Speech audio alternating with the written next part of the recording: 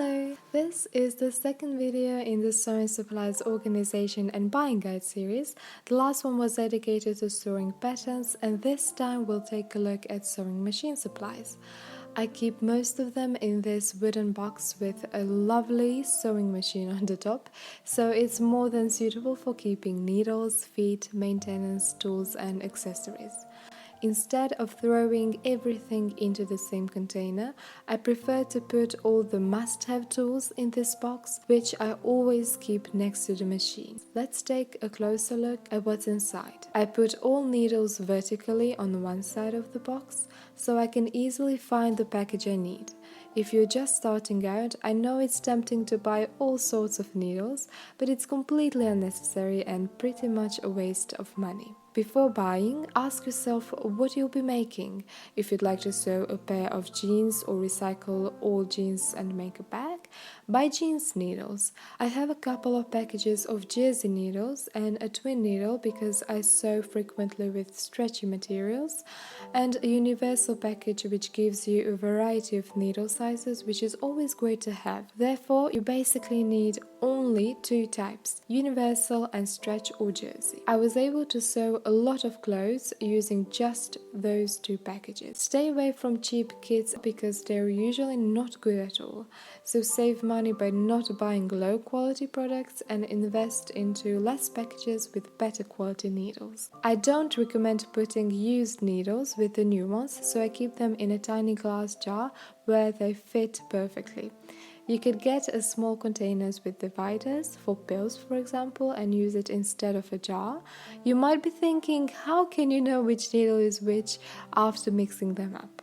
The answer is simple. Even though my camera lens can't focus so much, you might be able to see on the very top of the needle, the shank, that there is some basic information about it. Usually it's type, size or brand. I also have some maintenance tools here, a pair of long tweezers which are incredibly useful for removing stray or stuck threads inside the machine. It's a great idea to put a small bottle of oil if your machine requires oiling. I keep a pair of sharp scissors for cutting thread off because I don't have an automatic thread cutter, and this might sound weird, but I also keep a piece of scrap fabric which I put under the lowered presser foot when I'm not sewing.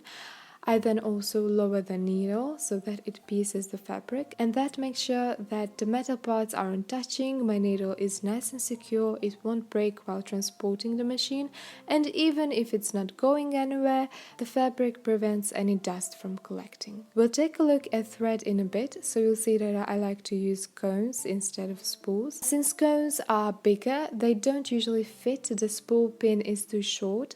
I solve this problem by recycling at the same time. I extend the pin with an empty plastic pen. You can also use a sturdy paper or plastic straw. Even though it's small, the box I'm using has enough space for presser feet.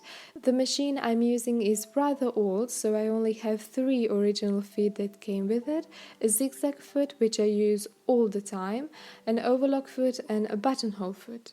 To be honest, these are the only ones I actually use. I don't need any other ones. So again, I wouldn't recommend wasting money on them if they didn't come with the machine. If you'd like to still buy them, I would recommend searching online, and this is the only case when I don't actually insist on buying original products from the machine's manufacturer, because those are overpriced, and I got a set of 12 pieces for $22, whereas one original Bernina foot would have cost a lot more than that, but just one. A blind hem foot, rolled hem and zipper foot are useful to have around, but again, it's not completely necessary. I actually install zippers with my overlock foot, and I use the regular zigzag foot for invisible zippers. Despite their price, the feet I purchased online work great, but be careful when ordering, because if you have an older machine like me, you'll probably need an adapter.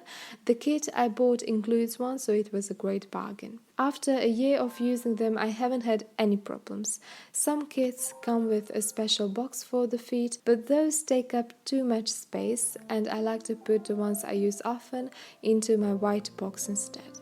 As for bobbins, I only had one original bobbin and it was a nightmare to work with because I ran out of bobbin thread quickly.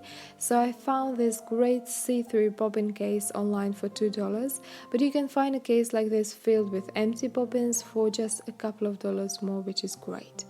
I bought one of those and I have to say that this is the best organizer you can find. It's sturdy, you can see what you have inside, there are a lot of bobbins and I prefer the metal ones.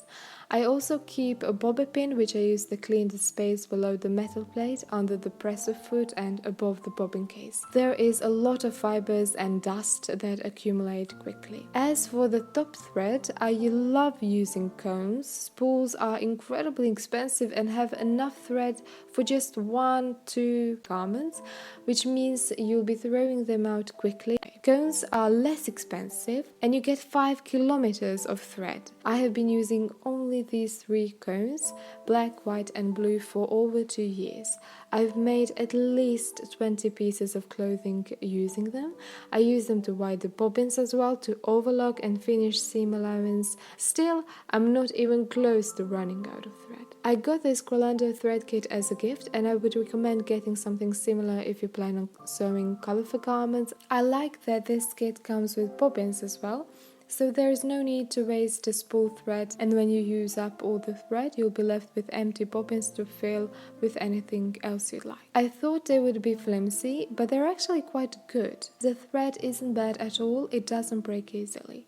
I keep it in the original box because it's easy to see what colors I have at my disposal, and before getting that kit I actually bought one myself because I needed just one shade of blue, but I didn't want to sell it individually, so I had to buy the whole kit, and I put all the spools into a round box. A cookie tin works perfectly as well. They are also pretty, so they brighten up your sewing room. I also keep elastic threads here, but unless you want a shirt, shirring is usually used on waistbands, bodice or sleeves.